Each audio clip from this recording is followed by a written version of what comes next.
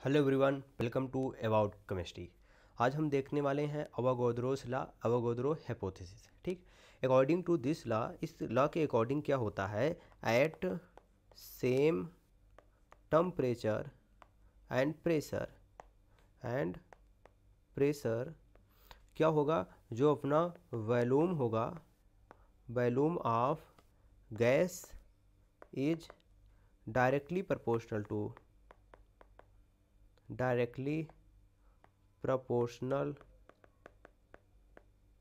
to number of moles. Okay, जो अपना volume directly proportional to क्या होगा, नंबर ऑफ मोल। ठीक, ये कंडीशन क्या होनी चाहिए, टेम्परेचर कांस्टेंट होना चाहिए, प्रेशर कांस्टेंट होना चाहिए। ठीक है, तो इसके अकॉर्डिंग हम लिख सकते हैं V इक्वल टू के एन।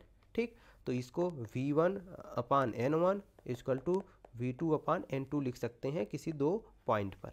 ठीक, देखो इसका मतलब एक और निकलता है कि अगर हम इसको निकालना चाहें, ठीक, तो इसका मतलब ये होगा कि under similar condition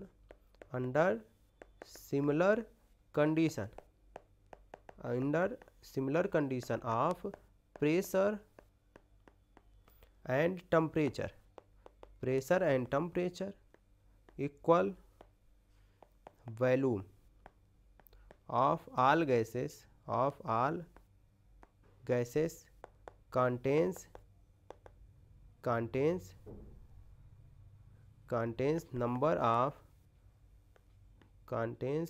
equal number of moles and molecule. Atom may be different.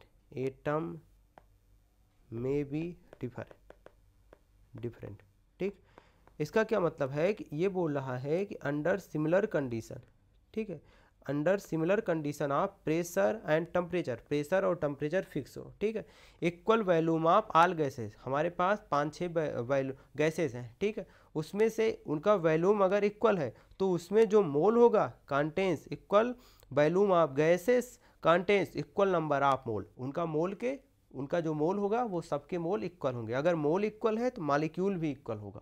ठीक, तो एटम में भी डिफरेंस, एटम अपना डिफरेंस हो सकता है। ठीक, देखो सपोज दैट अगर हम यहाँ पे बात कर रहे थे, टेम्परेचर हो गया 27 डिग्री सेल्सियस, प्रेशर हो गया 180। ठीक, और हमारे पास क्या ले लो, 3-4 गैसेस ले लो। देखो हीलियम ले लो, H2 ले लो और कोई CO2 ले लो। ठीक, ये गैसेस है। अगर इसमें वॉल्यूम की बात करो, ठीक, इसमें 10 लीटर ले लिया, 10 लीटर और 10 लीटर, अपना वॉल्यूम क्या हो गया, सेम। ठीक, वॉल्यूम अपना इक्वल है, तो इसका क्या होना चाहिए, इसका मोल भी इक्वल होना चाहिए। ठीक, तो इसका मोल मान लो n है, इसका मोल n, इसका मोल n। ठीक, इसका मोल क्या होगा, सेम हो गया। ठीक, मोल सेम हुआ। ठीक, अगर इसका मोल सेम है तो हमें पता है मोल इक्वल टू मॉलिक्यूल अपान Na, अवोगाद्रो नंबर। तो फिर मॉलिक्यूल इक्वल टू क्या हो गया, मोल इज टू Na।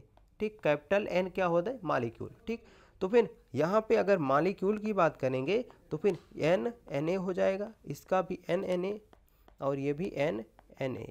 ठीक, मॉलिक्यूल क्या हुआ, मॉलिक्यूल सेम हुआ। ठीक, इसका मॉलिक्यूल सेम हुआ, लेकिन इसका एटम डिफरेंट हो सकता है। अगर हम बात करें एटम में, इसका मॉलिक्यूल ये है, तो फिर मॉलिक्यूल इनटू एटम, कितने एटम है, 1, तो फिर इसके बराबर होगा। ठीक, इसमें मॉलिक्यूल किया है Na, कितने एटम है, इसमें 2 एटम है।